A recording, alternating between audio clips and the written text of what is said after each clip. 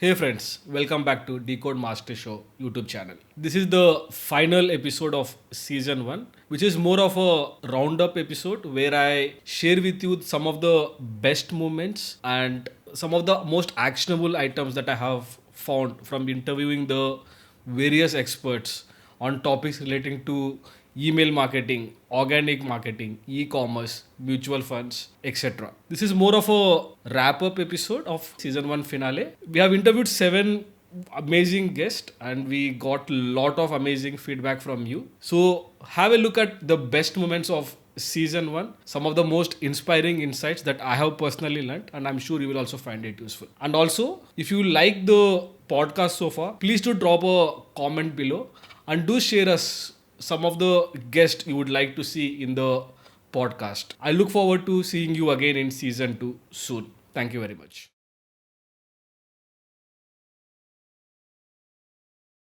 What is email marketing and why someone should do email marketing? So, a lot of people think that email is on top of internet, but the first email was sent, I think, in 1971. So, email predates internet itself. The first website was published in 1991, 20 years after email was invented. Okay. So, if I want to communicate to another person across time and space, email is the best form of communication. And email is very personal. A lot of people think that email marketing does not work. That is because they treat email marketing as a top of the funnel strategy. The word marketing is attached to email when we say email marketing. So they think that we are marketing via email, but we don't try to get new people to discover our products and services via email. We only engage with people who are already on our email list. So there are two kinds of email marketing. So some people called it cold email marketing, which is still very tricky this day and age because of anti-spam regulations. And it's also not ethical just because you know somebody's email ID, which is fetched using certain tools and everything, and you send a cold email. Unless the email is very personalized and you are reaching out with a genuine intention of connecting with them, you cannot just send out a mass broadcast email to an email ID or to a person who you found the email ID through some means. So when I say email marketing, it's usually people who have opted in to receive emails from me. And the high level idea is that email becomes the primary communication technology between me and my audience. So if I want to say something to my audience, it will be via email. The problem with social media is that, let's say you subscribe to my YouTube channel and I post a new YouTube video. There is a chance that you will miss out on it unless you click the notification icon, and not everybody remembers to click the notification icon. So now you are a YouTube's user, you are not my user, because you gave your email ID and phone number to YouTube and signed up for a YouTube account or an Instagram account or a Facebook account. So having Facebook fans, Instagram followers or YouTube subscribers, they are not necessarily your audience. It's definitely better than a cold subscriber versus a cold person versus a person who has subscribed to YouTube. It's definitely better. But I would treat you as my audience only if you have signed up for my email newsletter. And if I just say that, hey, sign up for my email newsletter, I write about digital marketing, there is not a very high chance that you would sign up for my newsletter, because a lot of websites you will see that, hey, sign up for updates. Like, what updates? Why should I sign up? So we usually need to give an ethical bribe to get them to share their contact details with us. Even though it is not a payment, they are still letting go of their privacy, because email is a very private thing. If you open your inbox and you have mails from a bunch of people you don't know, you probably won't like it. You will mark it as spam. So now if the people have opted in to download an ebook, sign up for a 30-day email course or a 100-day email course, or to sign up for a community, or to download something like a mini video series, whatever it might be, people are expressing interest and giving their email voluntarily. And now I have a permission to email them, and I nurture them through email. So the idea is that the email list that you have itself becomes the business asset. There are a lot of different business assets in the business. As a CA, you would know that we put the assets on the balance sheet. Correct. And if a company gets acquired, then obviously they will value the customer list as an asset. But the customer list that you build over a period of time through investment in marketing is usually written off as an expense. It is not showing up as an asset in the balance sheet, but it does become an asset for your business. So I have been building my email list since 2016. I think from 2015 I started experimenting with it. 2016 I launched my first course. And when I launched my course, I sent an email to my audience saying that, hey, I'm launching a Google Ads Mastery course. Why don't you sign up for it? And a bunch of people signed up. Now you can build an email list using organic methods by directly getting SEO traffic. You can redirect social media traffic into building an email list by asking people to download an ebook or sign up for your newsletter. But the fastest and easiest way is to run paid advertising for your lead magnets so that people come and subscribe to your email list. And you need to constantly keep this email list nurtured. It's like maintaining your garden, right? If you don't water the plants, then they are going to wither away. But after a particular point, maybe it becomes a tree, then you don't need to keep constantly nurturing it. But in this case, the way we look at it is that if somebody has joined my email list, first of all, they are not going to open all the emails and read all the content that I send to them. I usually send at least 5 emails in a week, and the emails are not strictly related to digital marketing. It includes startups, it includes topics about some things that I personally believe in, like Bitcoin, like meditation. So it kind of reinforces who I am. And one of the reasons I feel the best customers engage on email, and it is higher, it's more likely that they become your customers if they engage on email, is because we are targeting the sophisticated users. So internet can be divided into 90 and 10 approximately. 90% of the users are consumers. They are not serious business people, and they mostly use internet for entertainment. So they might be scrolling on Instagram, they might be watching YouTube videos, and they will have a day job which is completely unrelated, and they are just using internet for some entertainment and stuff like that. These people will have low attention spans, and they cannot sit and read a 1,000-word email for like 20 minutes or something. I am attracting people who might end up becoming, let's say, customers of my startup launchpad, which is my startup program. And those kind of customers have high attention spans. We can say that there is only 100 million people in India who access internet via laptop. Okay. We have 500 million internet users. 500 to 600 million internet users is what the statistics say. But most of them are just connected to the internet via their feature phone, not even smartphone. Smartphone users might be around 200 million, but people who use internet primarily via their laptop, it would come down to like 100 million. And if you shrink it down to even more serious audience, it is the credit card holders of India, which is around 40 to 45 million credit card holders. You want to boil it down even more, then we have around 10 million Netflix subscribers in India, around 10 million iPhone users. So I would say up to 30 million is the audience, which is like a very serious audience, who will be able to comprehend language in English primarily, and they might also be speaking English at their home, at their office, and English is their primary mode of communication.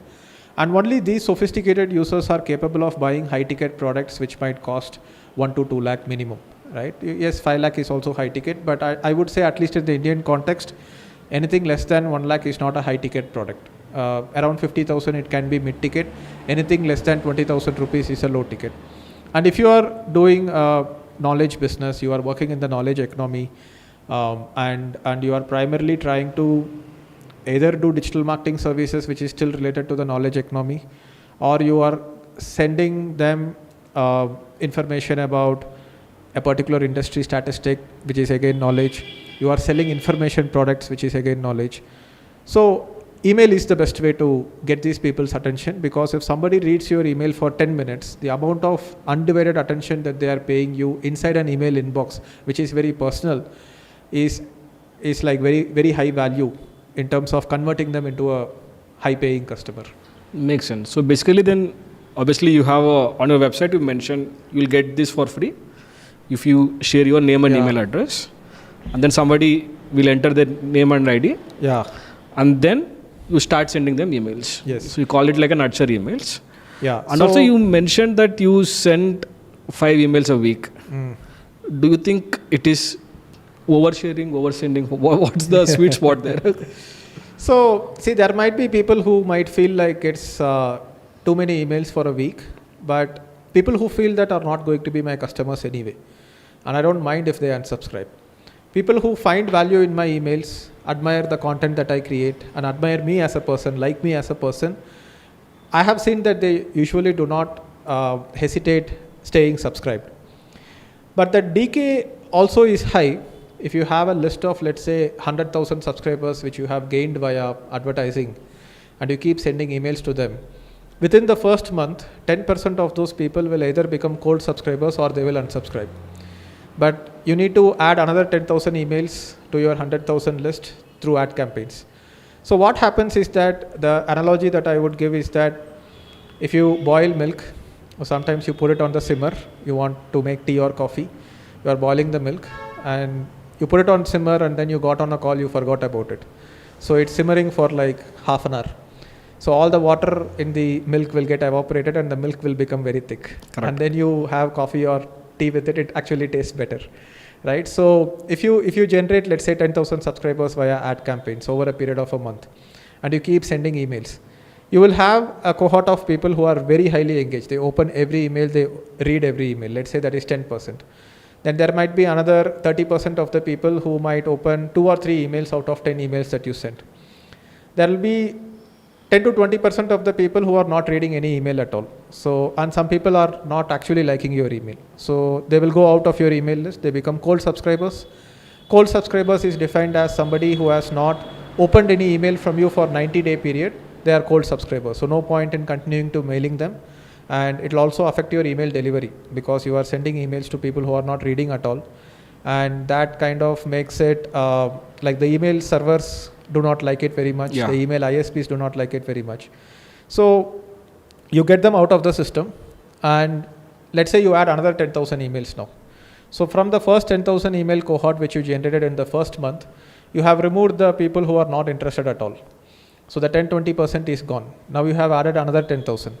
Now another 10-20% will be gone in another month. So let's say 20% have unsubscribed or became cold. Now you don't have 20,000 emails, you have 16,000 emails. You keep mailing them for another 6 months, you will have another 20% churn. Okay. So that comes down to, let's say, 14,000 emails. But these 14,000 emails are a little bit higher intent. So over a period of time, you keep removing the people who are not interested and keep adding new people who might be interested more. Then over a period of time, what happens is that, so since 2016, we have generated 2 million leads from the single lead magnet, which is the 100-day digital marketing course. Okay. So earlier it was 25-day digital marketing course. Then we reworked on the content. We made better quality content. So I drive traffic to this page via Google Ads. People enter their name, email ID, phone number. It gives a welcome call as soon as they enter the details. It's an automated welcome call. But apart from that, I don't keep disturbing them on WhatsApp or phone numbers. But the name and email ID they enter, they get into my email sequence. So email sequence, we can see it inside ConvertKit. So ConvertKit is the email marketing tool that I use. And here you can see I have multiple sequences. We will also talk about that. But the primary sequence is 100-day digital marketing course. And people read the content. They have subscribed for this email sequence, and each and every email also has a link to a video. And in the process of going through all the emails, they get nurtured. Okay. And my brand becomes familiar. For example, when you look at any brand, if you have the option of reaching 10 million people but only once, versus you want to reach 1 million people 10 times, you will always choose the 10 times but 1 million people. Because only through repetition, people will recall the brand. Same as you enter the password once and then you have to enter it 6 months later, you forget it. But if you keep entering the password, then you recall. So branding also works with repetition. But when it comes to, let's say, FMCG brands or any brand like, let's say, Airtel, it's a very commoditized product. There is no customer education involved much in what it provides as a service. It gives you a phone number, you have a prepaid recharge, that's it. It serves a utility. So they cannot do content-based repetition. It will be more like advertisement-based repetition. Might be it's like a cool ad, like A.R. Rahman musical ad, which they had long back. So something like that, and in the outdoor you see hoardings, in TV you see advertisements, then you see newspaper advertisements.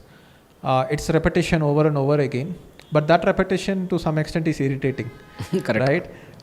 Sometimes people think that repetition is good and they play the same ad back to back in a movie theater. And it's extremely irritating. Like, Correct. Abhi dikha hai, like, why do you want to show it to me again? That does not build trust. It builds brand recall. And brand recall is not the same as trust.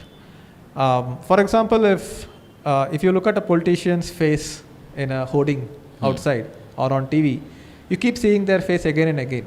That brand is very familiar. You recall that brand. That does not mean that you trust them. Trust comes through communication and content. When you listen to a politician talk, maybe you will trust them, but you won't trust them just because you keep seeing their face. So branding and recall is necessary, but it's not enough. So here what happens with the email follow-up sequence, there is brand repetition. Every day people get an email from me, and even if they don't read the complete email, they are at least not unsubscribing or deleting that email. They are archiving it because this is email of value. This is not email which promotes something directly. It is giving value. Like for example, day 2 is 5 big opportunities in digital marketing. Day 3 is various modules in digital marketing. So people bookmark it. People put a label on it. They save it, which also improves your email deliverability because those signals are being monitored by the email service providers. Now you have repetition, but repetition is going on automation. A YouTuber might have to keep posting new YouTube videos all the time. If he does not post for like 2 months, everybody will forget about him. So when you are a creator and you are primarily an email content creator, the advantage that you have is that you create the sequence once, put people on that sequence, and people keep getting that emails over a period of time. So you can have a 30-day sequence, 100-day sequence. So if it is 100 days and you send one email every 2 days, it's 200 days of engagement. Correct. And anybody who opts into a lead magnet page like this, you know that you are building authority and trust on automation with them for the next 6 months. And this keeps on going. And whenever you are promoting something like a new product, and then you can send a broadcast email. So these are sequence emails, but you can also send a broadcast email. So broadcast email, when you are sending, a few people might be just enter the funnel, and a few people might be there in your funnel for a very long time. So all of them will get an update. And this happens when you are doing an event. Like for example, we are doing this thing called Deep Marketing Workshop. And I just put a title, want to meet me and my team. And this is the content of the email. We put some pictures of the previous workshop that we did.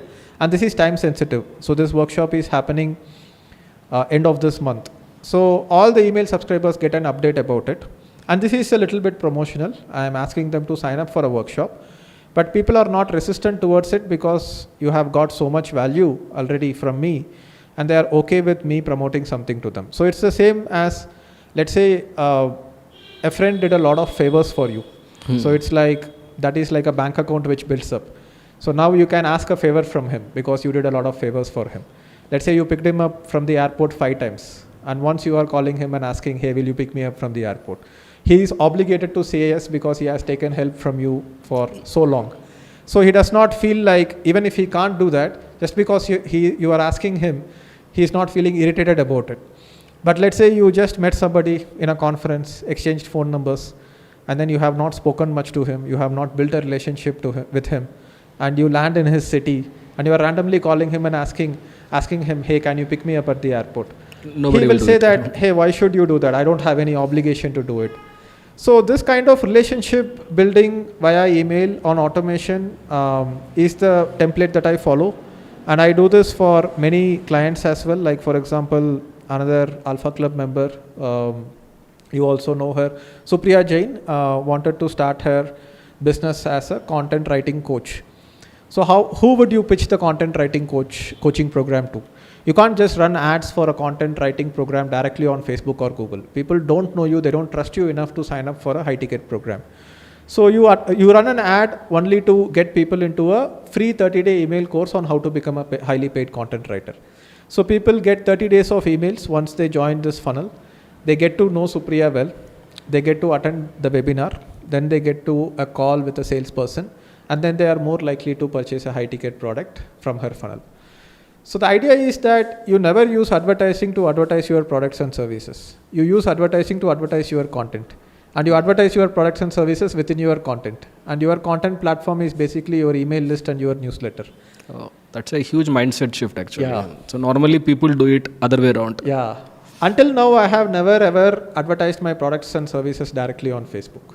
I have only advertised my free lead magnets. Interesting. So I was speaking to someone, I was talking about email marketing. He was like, if I start sending so many emails, I'll start receiving like hate email, like all trolls or roast, whatever you like to call it. And obviously it's quite common, like we already know. Yeah. So what's your take on hate emails or trolls? See, I have probably received a lot of hate emails, but the hate emails is usually a single word. It's BC or MC. And I mean, you can unsubscribe if you don't want email from me. And if somebody replies like that, I would just manually unsubscribe them. But that would be like 1 in 1,000 emails. So if I have 100,000 people email list, I would have received probably like 100 emails who are like, stop messaging me, or use some bad words on the email. You can just ignore it. They would probably not tell it to you in the face because they will get punched in the face. But they can tell it on email because there is a barrier of protection, right? But you just ignore it. Just because that is happening does not mean that you cannot do email marketing. Most of my fan base has been built via email. Most of my social media following has been built via email. I have 1.24 lakh subscribers on my YouTube, and I would say at least 90,000 to 100,000 subscribers have come through my email list rather than my email list building from my social media channel. Because what happens is that earlier, when there were not too many creators on YouTube, let's say you had 10,000 subscribers on YouTube, you post a new video, it is likely that it is reaching at least 1,000 subscribers. So people open YouTube, go through their feed, subscribers are seeing the video. It might reach 10%. Now it's probably like 2 or 3% is what I would say. So the algorithm is forcing us to create thumbnails and create titles which are more attention grabbing. And when you are creating long form content, you might not necessarily want very high attention grabbing emails. So even very reputed and very respected creators are forced to make some facial expressions, which I never do on YouTube because YouTube is not my primary distribution channel. Like, shocking face, angry face, disappointed face, all that is like attention getting, but it can also affect your brand negatively, right? So the algorithm is forcing us to do it, and YouTube does not care whether somebody is a long-term engaging subscriber, they watch a 30-minute, 1-hour podcast, or they watch like 10-minute videos. They are only optimizing for people spending more time on YouTube so that their ad revenue can increase. So the incentive structure is not aligned well between creators and the platform. So that is why I feel like in email, I don't need to necessarily put a title which is misleading or shocking to get them to open the email. I'll be very straightforward.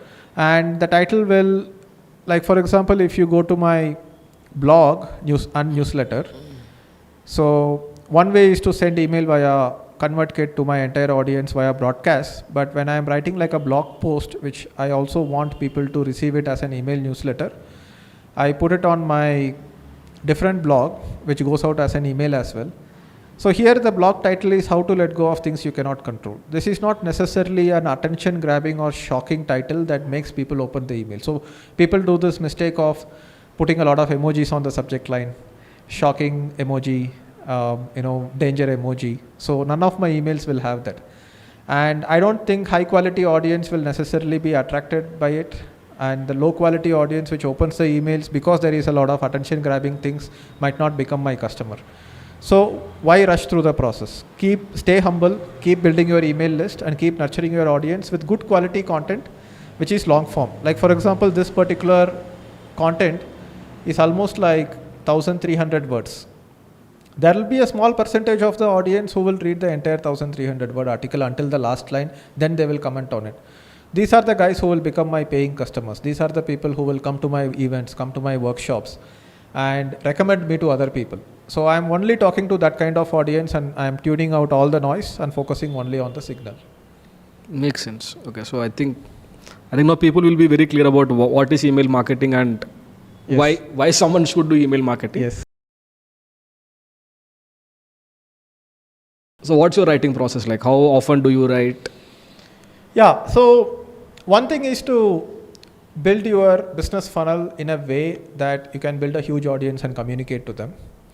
The second challenge is to actually communicate to them, right? And both are interrelated. The better you communicate and the more high ticket products you sell, the more revenue you make. You take that revenue and put it back into generating more leads for your funnel.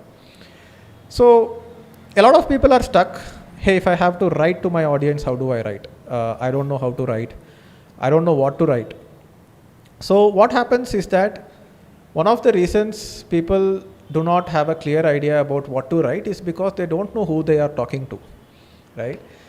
We only talk about writer's block. There is no such thing as a talker's block. If you meet an old friend after 2 years, would you have a talker's block? You will just casually talk to them. Hey, how are things? What's happening? Hey, this is what I have been up to. What have you been up to? So it's a conversation. It's not a one-way communication. Even though here, I still like to keep it like a conversation. The possibility of two-way communication is very difficult because I am sending a mail to, let's say, 2 lakh people. Not everybody can respond to me. They can respond to me in comments or email replies, but they still need to feel like it's a conversation. And if they need to feel like it's a conversation, you need to talk sense, and you can only talk sense when you know who they are. So if it is one person that you are talking to, you don't have a problem talking to them. So if you don't have a problem talking to your friend, you don't have a problem writing an email to them as well. You can write one email to them, to one person. You won't have a problem in writer's block. The writer's block comes because you imagine that, hey, there is this group of people who are going to listen from me. And you don't have a clear idea what is the average person in this group, than who you are talking to. So it's like stage fear, right? So let's say you are inviting people for your wedding and you have to give a speech at your wedding. And there are 50 people sitting there. You have a pretty good idea of who they are. You don't have a talker's block or stage fear or public speaking hesitation there. You have public speaking hesitation when you have a bunch of audience who you don't know who they are, and you are afraid that they will judge you. So now, when people start writing, I would tell them that, hey, you gain your first 100 subscribers. You put out a lead magnet or put a YouTube channel. Just go around your professional network and personal network, ask people to subscribe to your YouTube channel, and you have a fair idea about a bunch of people who are subscribing. And you identify one person out of it, the average person who might be most interested in listening to what you have to say.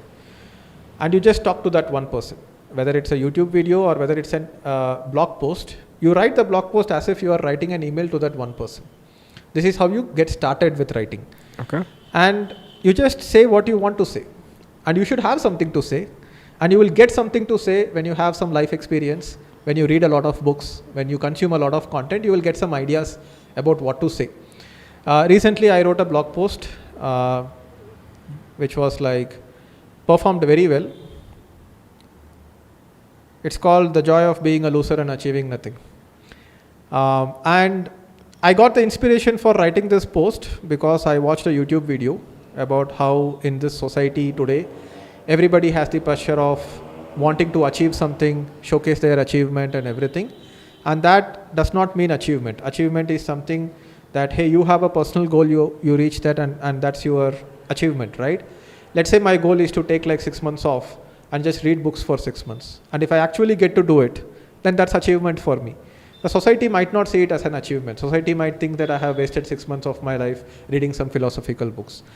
So this is something that I have already thought about, and I have also an opinion on it, but it got triggered into a deeper thought process by watching a YouTube video.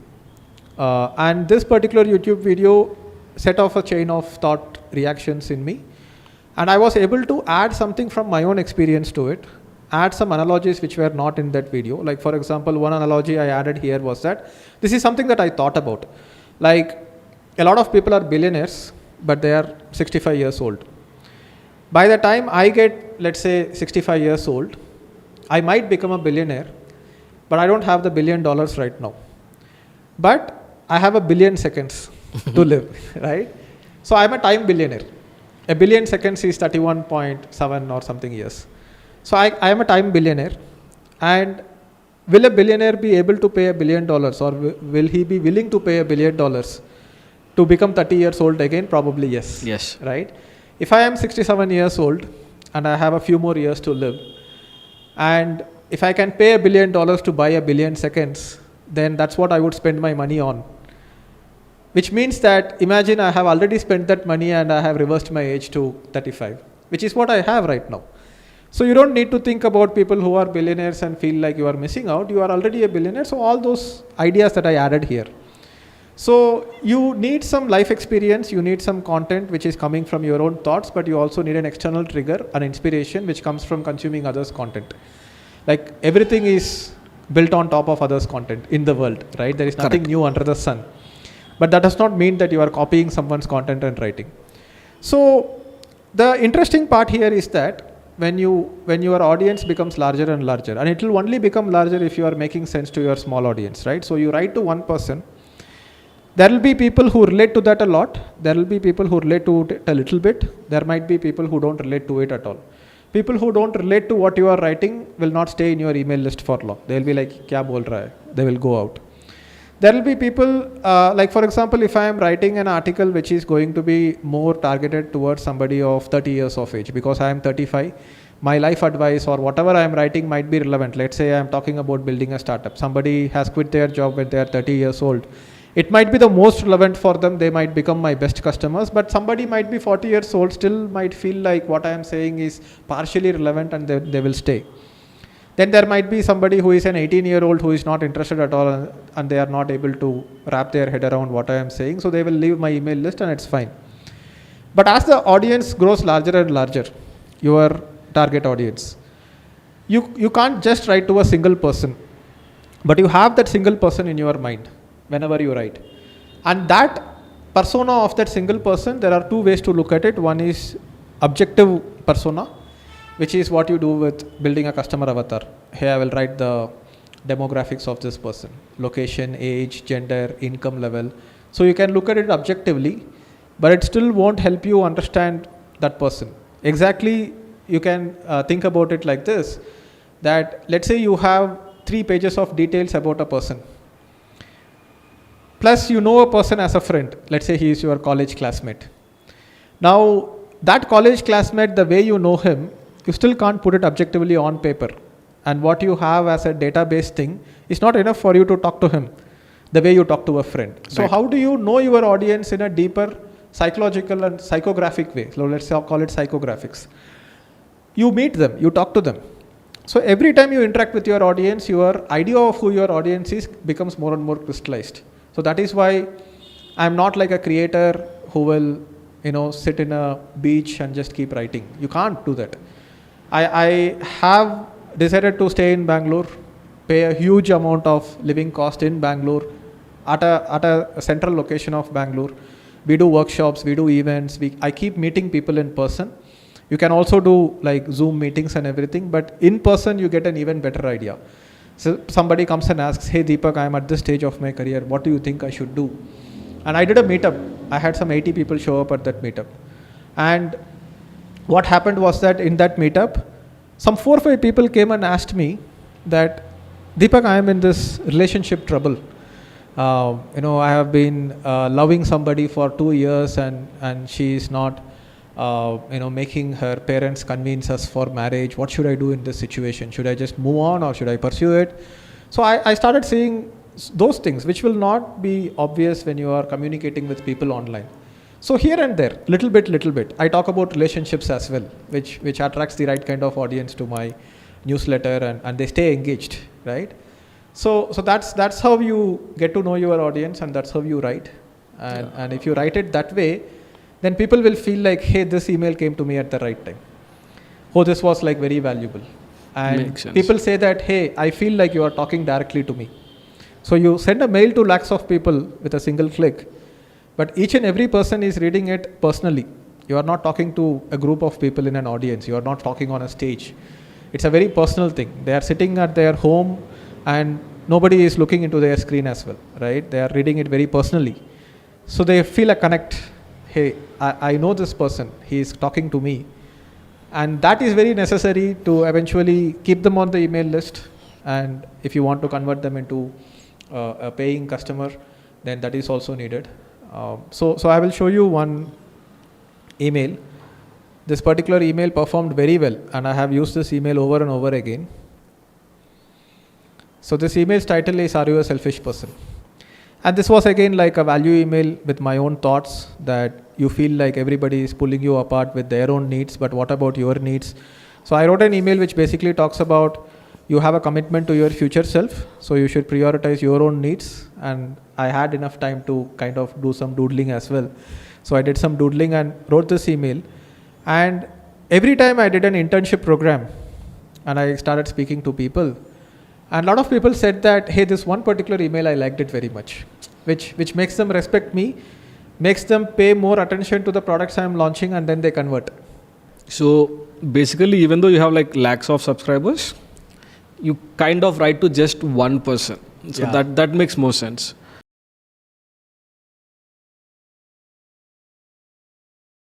How do you define sales? Let's start from there. How do I define sales? Okay, good question. See, sales is talking to a human brain. Sales is not. People have been having a very bad concept about sales, saying that sales is bad because our parents have already stuck that in our head because of people coming into our doorsteps and selling to us. People always have that bad concept, but sales is not that. Sales is talking to a human brain in a psychological and an emotional and static way. Okay. That is what sales is all about. You're not talking to a person, you're talking to his future. If you can take sales in that way, that is where you crack a sales. And I feel sales is that you're helping that person to go from A to B, not from A to Z. Okay. Makes sense.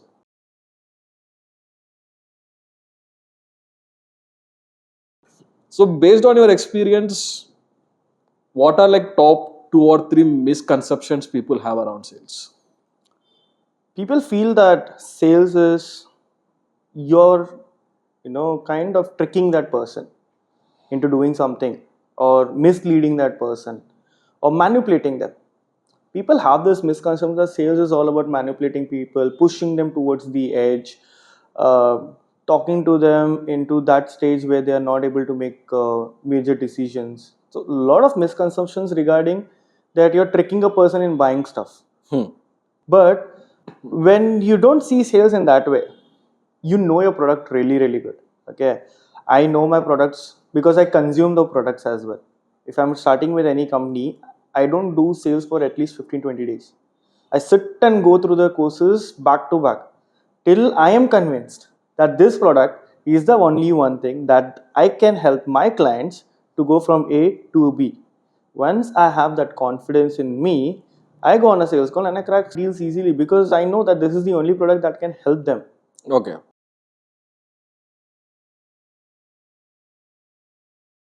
Idea of topic creation. Okay. Right? Finding topics basically. And we do that, we call this Dream 100. Okay.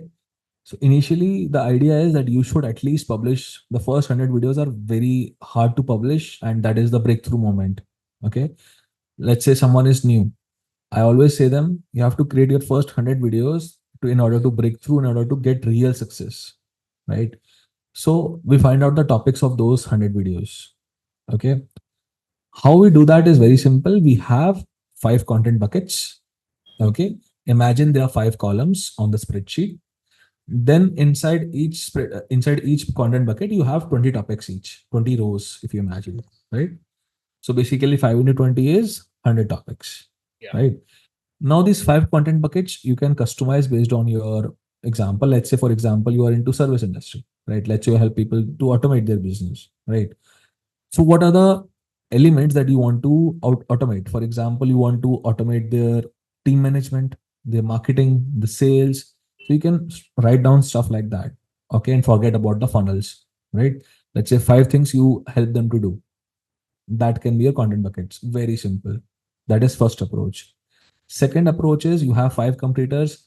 Find 20 topics from each competitor. You have 100 videos. Okay. Okay. Third is the most advanced is you can create that as a funnel. Okay. So you have 5 content buckets. You can, let's say you have 2 content buckets for top of the funnel. That is, top of the funnel is most interesting content basically that you can create that can attract millions of people. For example, let's say I'm an employee. Okay. Now you are creating content for business owners, service owners, whatever, right?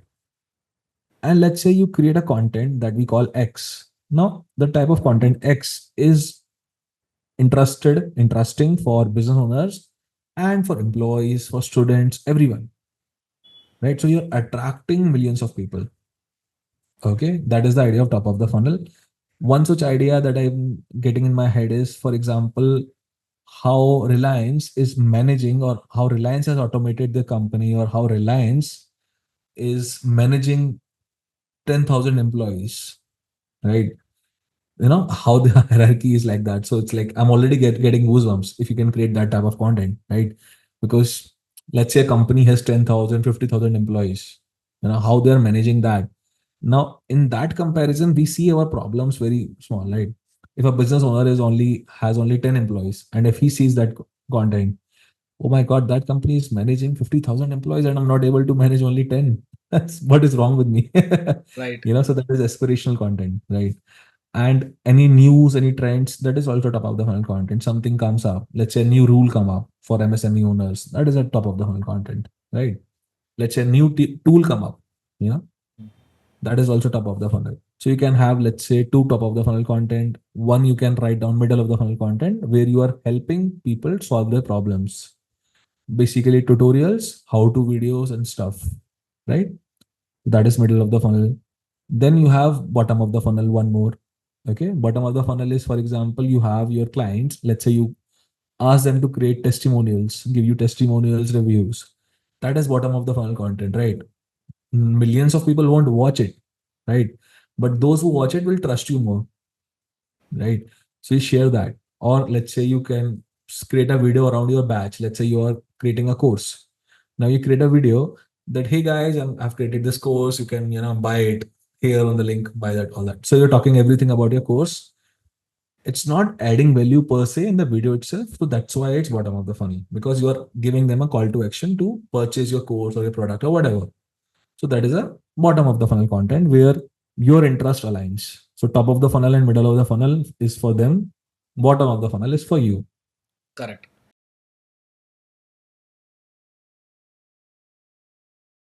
Let's say you came up with 100 ideas, right?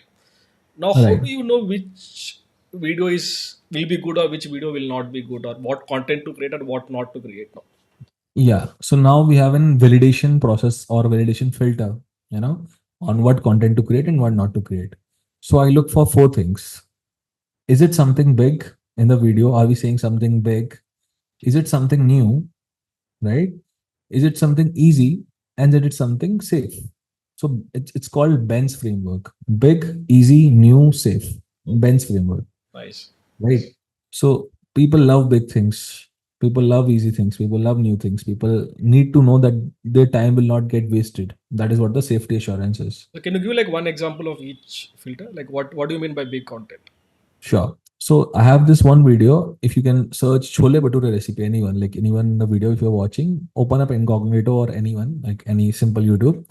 And if you write down chole bhature recipe, and this is my favorite example, there is this guy who is cooking Shooking Hindi. The channel comes up at the top. That guy has got 37 million views in the last 3 years. Okay. And if you see any other video, that videos are getting like 2 million views, 5 million views, 7 million views, 10 million views at the top. Okay. So this guy has beaten the market by 3.5 times. Okay. The last video is 10 million. His video is 35 million views. Right. So market say he's 3.5 times ahead. Okay. From any other video about Chole Bhature recipe. How he did that is his thumbnail is, oh my god, the validation he did, even though he did not use any framework, but the amount of insight he had, for his audience was amazing. In the thumbnail, he has mentioned that the bhatures will be 100% big. So he's written that in Hindi, 100% फूलेंगे. So as a chole bhature lover myself from the childhood, I love big bhatures. Okay, it should be like this, it's crazy. Like this. I have seen bhatures like this big. Oh, Okay, with the size of our faces. really? Right. So I'm near Delhi, right? So Delhi we have crazy bhatures and Mathura itself as well. Okay, so this guy in his thumbnail he has written 100% fooling. That is a big guarantee to give. Okay. That is big. Now, in the same example, he has written on the thumbnail Delhi style chole bhature ki easy recipe. Okay. Now, Delhi style is something new. Most people don't know it, right? What is Delhi style chole bhature? Is there something new? Is there something different, right? And then easy recipe. So we are saying that it's easy for you. Okay. So big is 100% fooling. Easy is easy recipe. New is Delhi style chole bhature. And how he ensured the safe night is he actually dressed up as a chef in the video and in the thumbnail as well, both. So the if you're wearing as a chef dress, it's completely safe for me, to watch you because you are authority. Let's say if a doctor comes up in the Colgate ad, right? They hired doctors and they were wearing this blue coats and the white coats, right? So we know that it's a doctor and we automatically trust them. So they use that analogy and a clear outcome of the plate. So they showed the plate as well. You know how the big baturas and chole is looking, and it's like the complete plate with onions, salad, achar, and everything. So it was a complete package. Nice. So interesting way of looking at validation. Okay.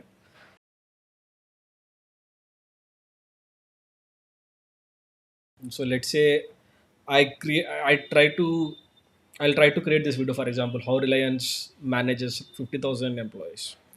Right. That's the video, that's the idea. Now I kind Yeah. of like did a validation. It fits perfectly. Yeah.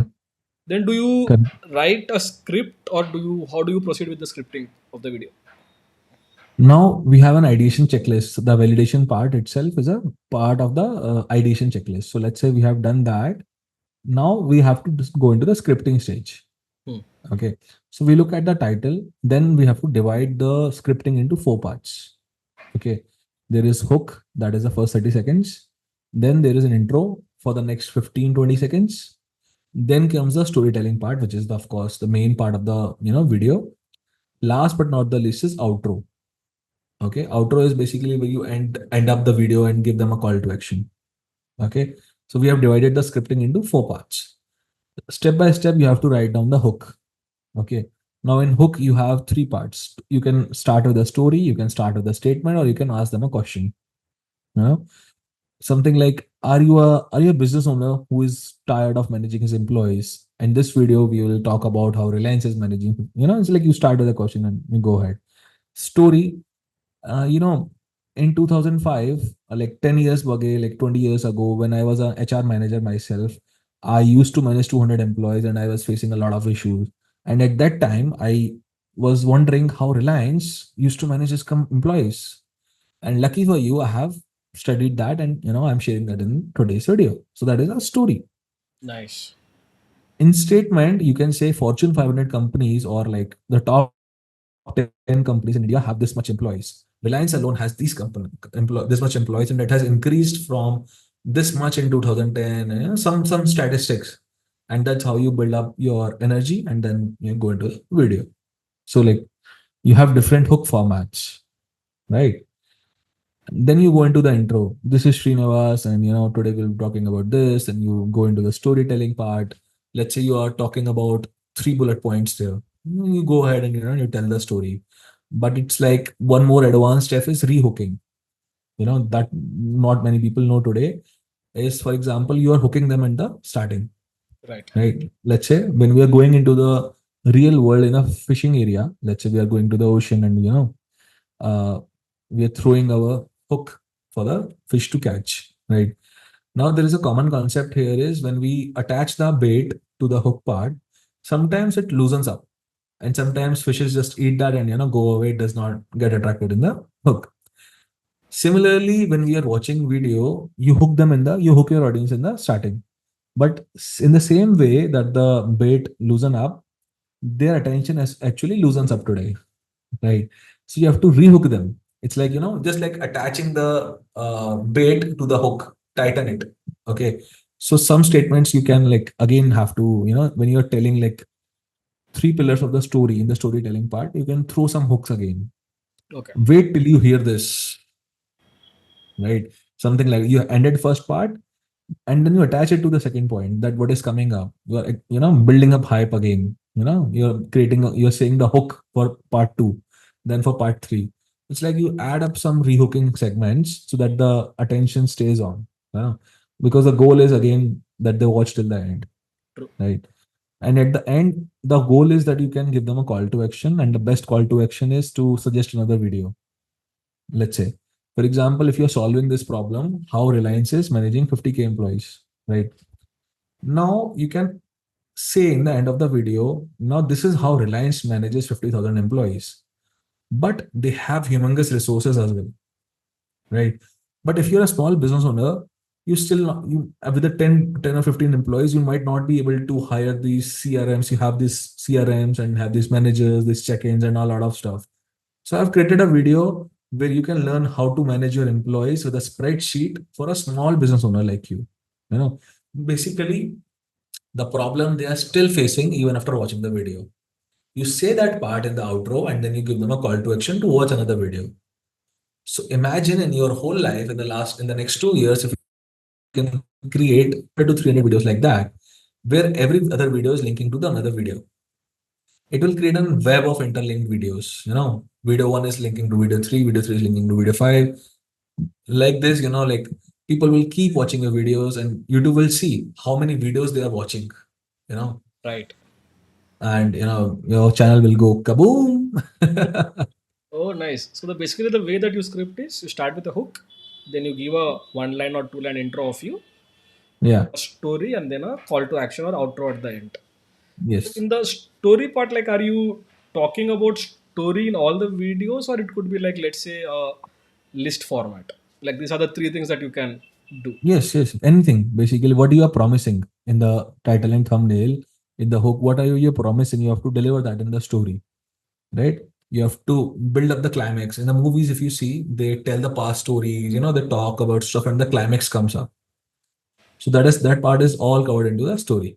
So it can be a listicle. Let's say you are talking about 10 things to do, something like that. So you have to cover that part in the story part. Right. So okay. So now, while you are writing the script, are you writing just the outline, or like are you writing the entire like line by line script? Again, it's customized for everyone. Some people just like to have outlines. Some people like to have exact script. The most advanced people have entire scripts. It looks flashy, but you have to give your best energy into the scripts, right? And this is the part which no one talks about. Like if you go on YouTube as well and type scripting, how to script videos, you will not find a relevant video. And I did this personally, right? You go on internet, try to do that. Nobody is talking about this. They are just talking about bullshit stuff like thumbnails, title. Yes, that matters. Let's say you create crazy thumbnails, you create crazy titles. But when people land on your videos, are they getting enough value? Right? This is the hardest part of any creating the video, the script, you know. And people spend almost zero views because today's influencers are only talking about SEO hacks, YouTube growth tactics, finding topics, thumbnails, titles, whatever, everything else except the script. This is the problem of the industry. Nobody's talking about the script. And yet, if you go ahead with a shitty script, let's say, then you are decorating that shit in the editing. They talk a lot about editing. But if your script is shitty, you are actually decorating that shit. Correct.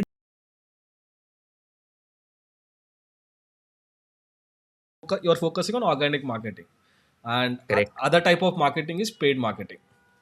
Right. How do you differentiate organic marketing with paid marketing? Very simply put, organic marketing is marketing where you are not investing or you're not spending to get immediate returns. Let oversimplifying it, whereas paid marketing is marketing done to get immediate results. Uh, Very simply put, running ads on Meta, on X, on perhaps now even WhatsApp and other platforms. The idea is once I put an ad out there, someone will click, go to my website, buy immediately, check out, I'll get money. Correct. It's a very short journey, a few hours, a few days at the most. And that's a paid approach. Even a TV ad for that matter. Okay, Britannia is coming with a biscuit or Mondelez is coming with a new brand of chocolate. I put the paid ad on a television or a broadcast network. viewers look at it, next time they're going to a grocery store or a supermarket, they say, okay, I've seen that ad, let me buy that product, let me try them. That's paid marketing. On the other side, organic marketing is much more long term. You are investing or you're spending your marketing capital there, not for immediate sales, but either for brand building, for trust building, for authority building. So it's going to take long. Today, if I say appear on a panel at an event, and I'm speaking of organic marketing, I'm speaking of how uh, business owners can benefit from that without promoting my product, without promoting any sort of uh, commercial angle of the Vice Idiot. It sort of creates an impression that these guys want to help. These guys want to do good, or they are good. Want to do good, chalo. Let's not get into that, but they are good. And that sort of becomes an organic marketing where you're investing in something. Say, you're creating a blog, creating some educational content. It could be a reel for all we know, or a podcast like this. What you're doing here is organic marketing in some ways, where we are investing our time, energy, and efforts into creating value. And when people realize that value, the potential customers come across this, eventually they come to you because they associate you in their minds. They have some sort of positive impression of you. And using that positive impression and bridging that gap is what organic marketing is about. Nicely put, man. Organic marketing is more of a long term game, not a short term, It's a very long term game. very long term game.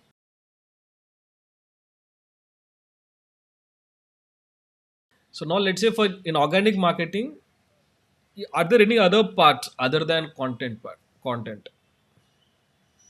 So organic marketing, honestly, any marketing that you do will need content, Correct. because content, we look at it as a very technical word, but just let's substitute content with communication.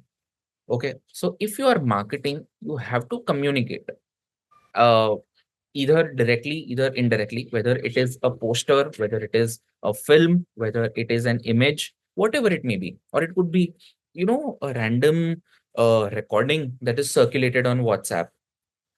Whatever it is, there is some sort of communication that happens. Even if I have someone stand on a street and mime, that is non-verbal communication, but it is still communication. So while content may be a tricky word, a very technical word for new business owners and someone who's just getting started, I don't distinguish between content and communication. So any form of marketing will require content, and it will, because it will require communication. So in my opinion, you cannot market without content.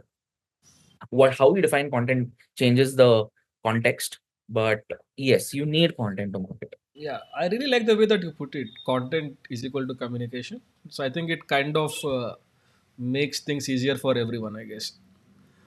And okay, now like, would it be fair to say organic marketing is equal to communicating or putting out content? Is that the only thing we are doing in organic marketing?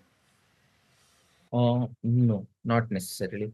What happens in any form of marketing, I will say, it's three parts. One is strategy, second is creation, third is distribution. Oh, So when we think of content, we often think of the middle layer, but there are two more things that many people miss out on. When I used to miss out on when I started, I felt, okay, I've written a very good blog, and this should give the business phenomenal results.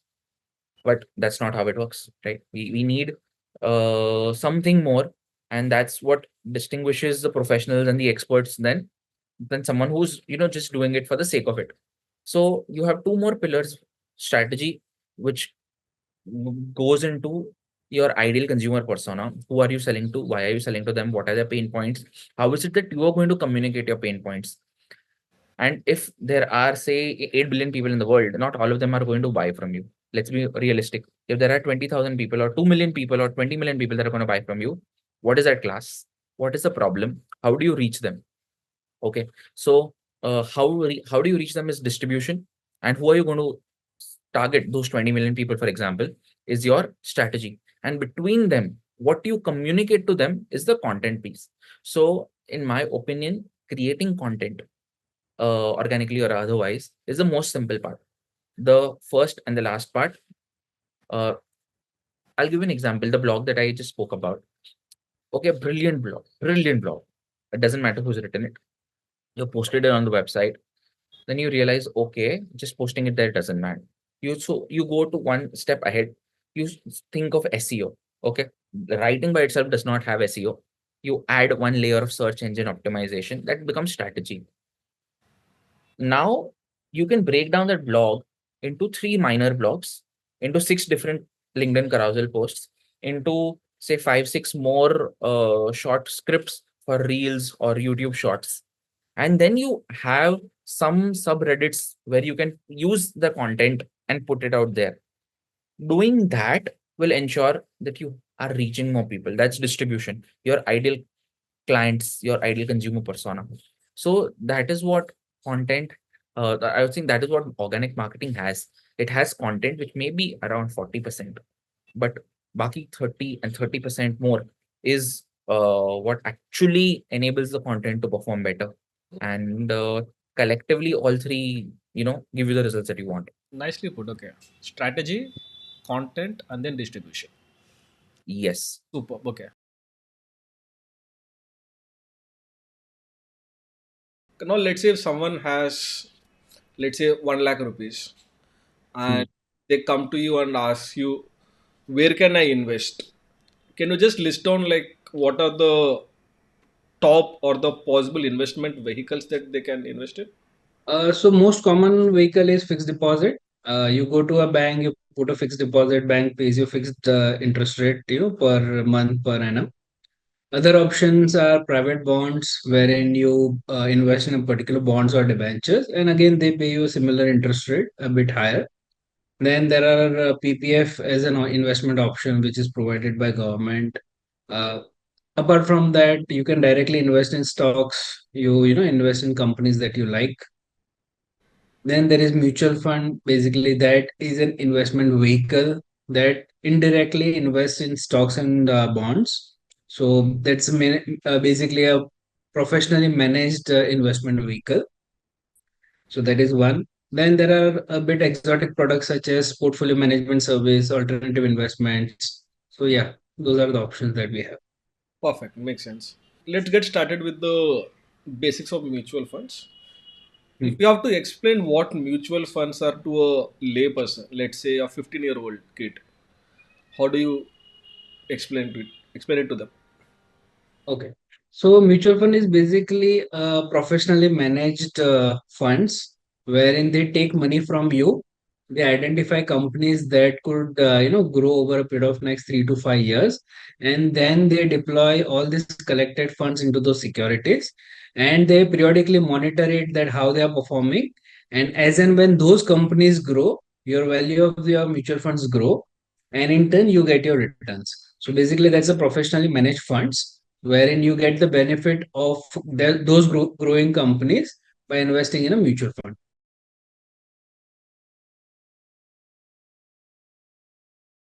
And are there any different types of mutual funds or like all of them are same? So primarily there are equity and debt mutual funds. Equities typically invest in stocks of a company. Debt mutual funds basically invest in fixed income securities. And then there are a lot of hybrid schemes wherein it's a combination of debt, equity. There is also an element of commodities in play. So typically, it's equity mutual funds, debt mutual funds, hybrid mutual funds, and then there are various subcategories based on their end use.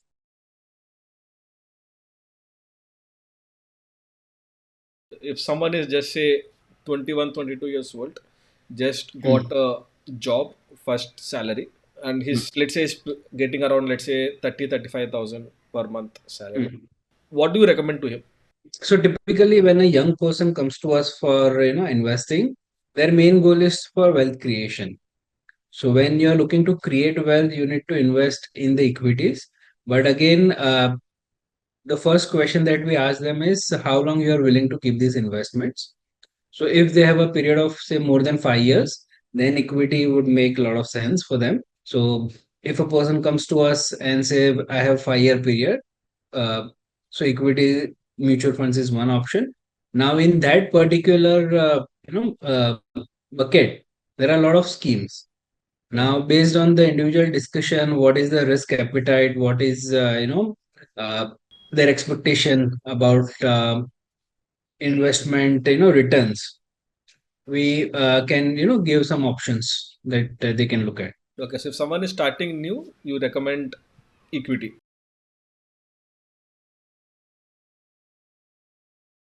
If somebody who is just starting out, they are new into mutual fund investing, what are some of Hmm. the mistakes that they should avoid?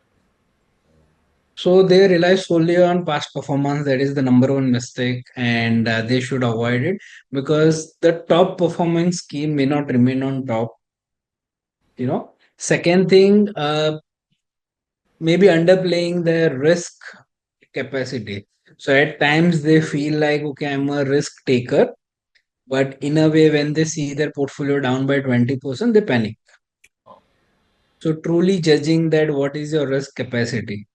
Okay. So if a person, just to give you an example, if a person has invested only in fixed deposit over a 10-year period or 12-year period, right? And they suddenly come in the small cap category saying that now I'm a risk taker.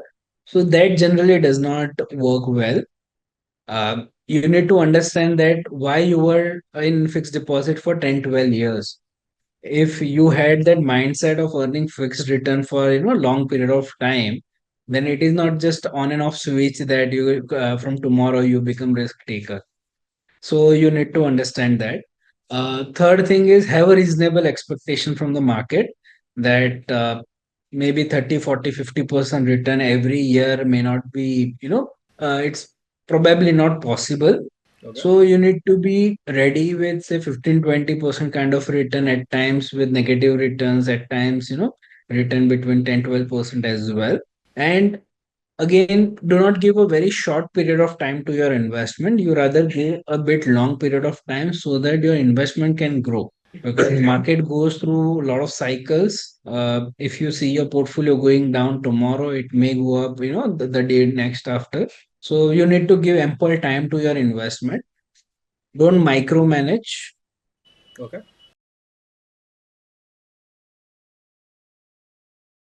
So what's your primary strategy? Like for example, let's say if someone has their niche offer and product ready, then how do you go about marketing this stuff? So, when it comes to organic, there is a two way to get organic, like audience in social media. Definitely make maximum part something that I talk about social media. There are different ways of organic marketing that I cover, but we'll focus more on social media aspect of it. A little bit of other aspect of where they can leverage even offline organic marketing as well, not just online. Offline. So someone who already cleared on their niche, they know that okay, what is their offer.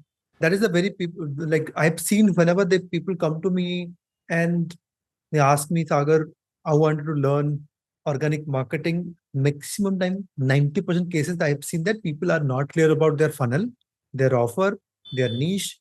A lot of people get stuck over there. Now, if somebody is already clear about that, they can definitely get into organic marketing. Now, the first step, they have to create a digital profile. That's what we call a profile funnel. Okay. Like funnel, that is like first people will awareness stage, they will get to know about you. And step by step, they will be in interest, like they will be IDA model, like how in marketing term that we talk about awareness, interest, all these things. So they will go deeper into your funnel, right? So the first interaction happens maximum times through is a profile. Before I go deeper into profile, I'll give you a little context. So there's a two ways of getting organic. One way is you get viral, creating a video. A lot of people know about you and you become famous. Another way is you need to go to places where your audience are already there. First case, it is a well, like tukka manla, matlab, it is very difficult. Not difficult says maybe we don't know what is the probability of getting viral tomorrow. Correct.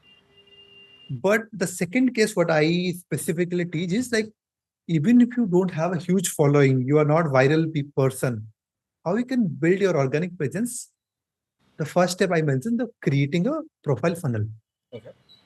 Second step, they need to list down all those places where they can be part of those places, community or groups, wherever it is. Okay, they can just find out those places. The first basic thing I ask them, sometimes your audience is your next flat.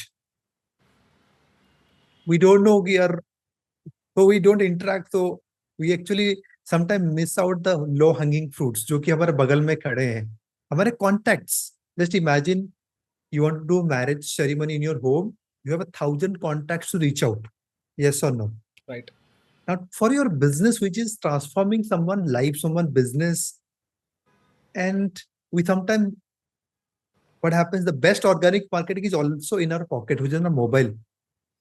Just opening that contact, you'll find some people. Recently, one of my clients, I asked, do you know at least 5 people in your contact who might get benefited from your service? He's just getting started, completely starting phase, no huge audience or something, no following. How they can get started? Just I said, talk to those people and just give one free session with them, free call with them. They're into coaching niche, and suddenly she got 7 call booked, and she's now in the verge of closing those clients. Right. So just imagine, we have, even without going to social media, that person is already having those contacts.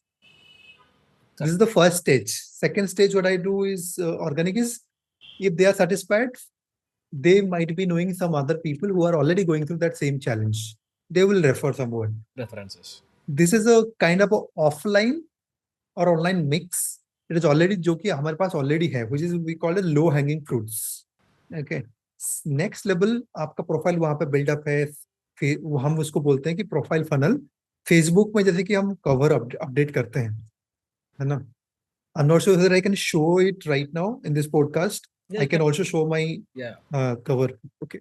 So Facebook में अगर organic करना है, आपका profile को use करना है. You have to use your profile, not a page. Page is designed for paid marketing. Facebook doesn't allow you to give a lot of organic reach to your profile. So sometimes we feel that, okay, if you're doing a business, focus on that. Don't worry about who is what exactly your family, your friends are saying. So I've kept my profile itself, not changing any, not creating any new profile. And I have optimized this with a proper message. This is called it's a message to market, right? So in this message to market, we have a 3 major component: who we are helping, and what exactly the result that you are giving them, with it, what system. That is something, the unique system that we have created. Right. This is a major component. Then call to action. Okay. This can be replicable throughout any social media. Instagram doesn't have that. Instagram में we just write the similar stuff. Instagram में हम, what we do is, Instagram, we just focus on the message part, the bio section. Okay. Same message, but little tweaked into just a write-up over here. Right. And everything has a call to action. So what is my call to action is, I build online community. I'll come to that little later. But right now I have given my call to action to my community. Right. The moment they click over here, there's no click button or something, they will see the group link over here, which is connected to my Facebook group. Okay. Now here I build a quality audience. Now when people go through certain steps, what happens exactly is, it is a kind of a filtration process. Okay. I'm building an audience where they are interested what exactly I do. Okay, so let's like take a pause. So the first step is you should be clear about your niche, your offer, and then once your funnel, what kind of funnel that you are going to do. Okay, we'll come to the funnel part. So once you are clear with these 3 funnels, step number 1 is to create a proper profile on Profile. all social media platforms, which kind of communicates who you're targeting, like who your target audience are, what you're offering, and a call to action. Exactly. So, who is your target audience? What kind of problem or desire that you're actually helping them to achieve? That is the end goal. But the end goal. Then third thing is what method or system or tool. Okay, that is something that you're using. Maybe you have some unique system that you have built. Right. That is through that you will solve it. Okay. So who, what, What? results, how, the method. Your method is something you're not. Right. Who, what, and how. Nice. So then the profile is set.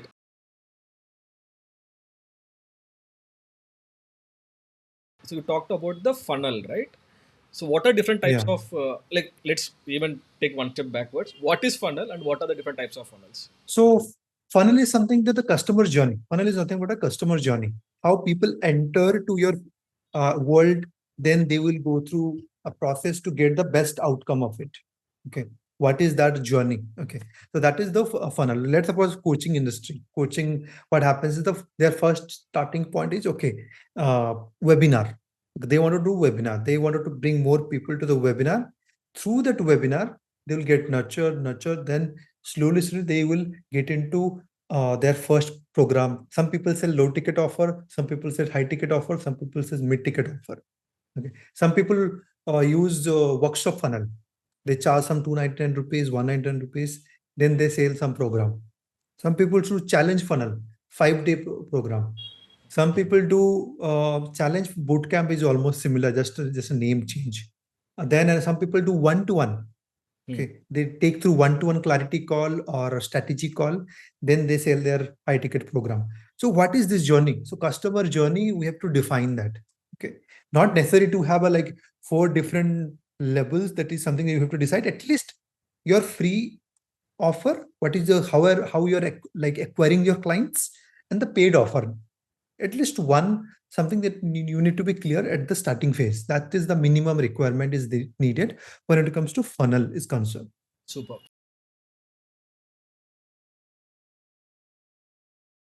Now let's say I want to start selling on Amazon, but I'm clueless what to sell and where to sell.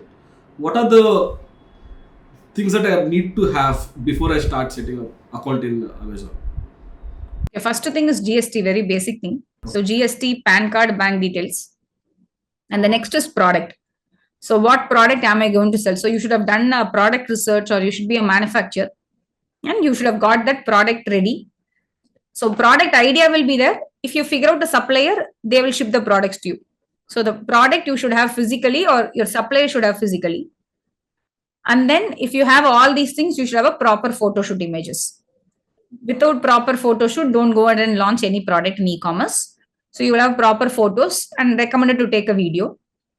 And the fifth one, which is optional but highly recommended, is taking a trademark. So a trademark is nothing but your brand name that is being registered with government. Even though this is not mandatory in many of the marketplaces, even if you're having a own website, but taking this will help you to utilize the best out of your brand. So no one can map your products, or no one can steal your products. And even the marketplaces, in few marketplaces, they compulsorily need this trademark. In few marketplaces, they won't give you advanced features if you don't have the trademark. So its costing is going to be less than 10,000 only. So better go with the trademark. Okay. So if you have all these 5 things of GST, product idea, and then the physical product or the supplier for it, photo shoots, the images, and the trademark, you are good to go and launch on any marketplace or website. If I'm selling, let's say, 100 rupees product, so what is the customer acquisition cost in Amazon? Okay. First of all, you shouldn't sell any 100 rupees product. Maybe if it's a 1,000 rupees product, depending on the category, it should be around 100 to 300. 100 and all will be there for a very good account who has already worked on reviews. Else it should be around 200 roughly initially. The 300 will go for highly competitive products, which means you can't even bid so easily and your competition is too high. Means generally a new seller, I won't recommend to launch all those categories, which we call highly competitive. which means like if someone is going to click on our ad itself, 10 rupees will go. So there are a few categories like that. So I generally say like don't launch all these products because we'll bleed money there itself. Okay, so now let's break down the costing and the revenue now, right? Again, I'm giving 100 as an example. So let's say 100 is the revenue, 100 is the sale product. So then I'm sure 18 rupees goes into GST, for example. So you are left with around 82 rupees cash. Okay. And you are saying 10 to 30 rupees is a marketing cost. Got it. And how much does normally the packing and all this cost goes into? It should cost you around 5 to 10 rupees depending on the product. Maybe you put it as a 5 rupees for a 100 rupees product. So 35 to 50 rupees is what the cost is. Yes. So you are saying 50 rupees would be the profit or any other cost? No, the cost of the product is also there, which you missed to include. Okay. So if you sell a product at 100 rupees, you should get around 20 to 30 rupees profit, but that's not the real profit because you will have some returns and everything. The net profit will come to 10%. But for 100 rupees, you should end up at least 30 rupees of profit, 20 to 30 rupees of profit. But overall, if for the product, because we speak in terms of SKU or the product. Product A, I made 100 sales, I made this much of revenue, this much of returns. My net profit, if you calculate that, you will be making 10% profit roughly. And based on your experience, is it a good thing or a bad thing, 10 rupees? 10% profit? No, according to me, in marketplaces, 10 to 15% is a pretty good thing. I work with few clients where we make around 15% of profit also. For me, 15% is very good. Why means we are playing with the volume here. Even I have been in the offline business, so I have run a shop. I have also been in the distribution. In distribution, the same thing will happen. We will hardly end up in literally not even 10%, 2% to 3%. Like we will get a bill value of 10 lakhs and all. Your profit will be 1% to 2% depending on the client. So that's where I understood the reality. Okay, e-commerce is far better. I'm not even sitting at any location. I can automate the process and I'm getting 10% profit. It's far better, no? But in distribution, no, you should have a very good set of team. They will go, they will supply. You will always be busy there. So in industry, it depends. There are a few businesses which gives you 50%, 60% profit, but this is the reality of e-commerce. 10 to 15%. Anything about 15%, personally, I'm not seeing. There are few people who share it, but I am not seen above 15% and all. Okay, then it's a good thing to have that expectation. 10% is the profit margin. Yeah, correct.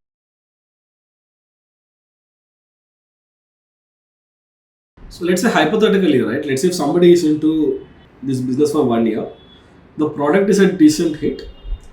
What could be the revenue potential for this product and what is the profit according to? So one could work. Okay, it depends on the product, but you can go and figure out the market understanding using the tools. So how do we figure out the market values? Like we just go and put the competitor products on Amazon and see how much they are making per month. Okay, you can So do consider they are making around $1,000.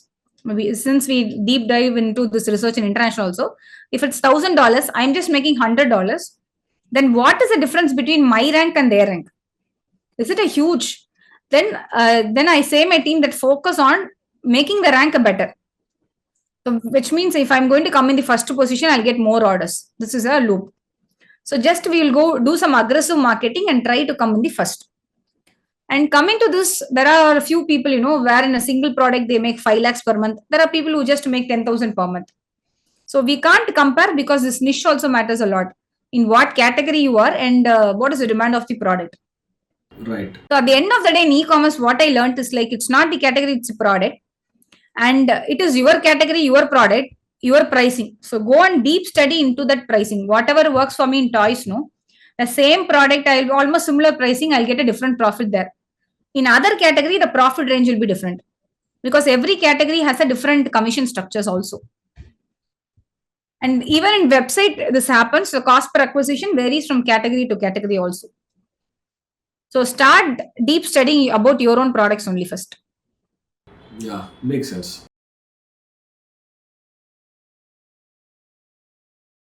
So can you just recommend my viewers on one action step that they can take in next 24 hours, which will help them to become better at email writing? So set up a blog.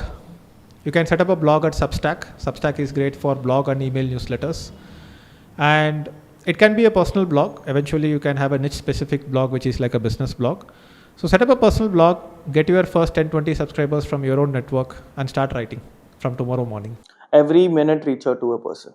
Reach out to a person. Reach out to a client, reach out to that person, get them on a Zoom call, close the deal. Okay. Doesn't matter if they're gonna reject you, doesn't matter if they're gonna say something to you, doesn't matter if they say, I don't think this is the right time for me, doesn't matter. Just do it. The next 24 hours, at least reach out to 100 people, get on somewhere close to 10 sales calls, at least close one deal out of that. Okay. Finding out competitors, that is, I think, the most important thing, because like I said, we look out for competitors. We have this, action takers have this, you can say, chul. In Hindi we say this chul. So if you see any other competitor, who is doing that, I think that will be the most motivating factor for them to take action. Just find out 5 people, even if you don't write everything in the sheet, just see their content, subscribe to them. So you'll keep seeing their content as a reminder, as an accountability partner, that your competitor is producing videos back to back and you are not. If you are consuming content today, or any day that you open your phone or your laptop to consume content, is the day you should also be contributing to the content. In the sense, you should also be posting. If you are away from your phone or from other media, very good. But if you're going to Netflix and watching a movie, that means you're consuming content. That is the day, say today is 19th of July. If 19th of July I'm consuming content, 19th of July I should also be posting content. The biggest problem is that we consume content and we don't post it, and that's when marketing suffers, because we feel that, okay, we can't do it. Do it. Even if it's bad, just do it. The only people who are exempted from this are people who don't consume content. Okay, excellent action step. So first define, okay, what wealth creation or wealth preservation. Yes. Second thing, you determine that, okay, write down the percentage return that you realistically expect from the mutual funds or any investment rather. Okay. Second, third point, write down the tenure, that by when would you want this money back. Nice. When you write down these 3 steps, then you look at the options that you have at your disposal, and yeah, you're good to go. One action step I would be suggesting is like start focusing on creation and focus less on just like in the consumption mode. A lot of the times what happens is just getting more posts, more YouTube videos, just watching, find out the secret strategy, but they forget what they already have and just start creating something. Once you start creating something, people will attract like magic. Take a GST. Oh, take it. This is the rule that I say for my student. You wouldn't have even done the product research. Nothing. You take a GST. They'll ask me why. If you apply for the GST, you bring into a commitment because you have GST filing. That stress will hit you. So why I took a GST? Because I want to do this business. You apply for it, you will come to the real change. Many people say, no, do a company registration. That will take the next level. So company registration, I don't recommend. A small proprietorship GST is enough. Believe me, I have tied up with some private limited also for my other product business. But I completely am closing everything. I run my business on proprietor only. Very simple mechanism to follow, very simple things. But that gives me a commitment. What if I close my business next month? Obviously, you have everything, software cost and all. At the end of the time, you have to do GST filing also. Right. And you have to pay the auditor for it. So I say my students, if you take a GST, you have to do GST filing. You have to pay the auditor. You will come back and do the product research and start the work. So do it first.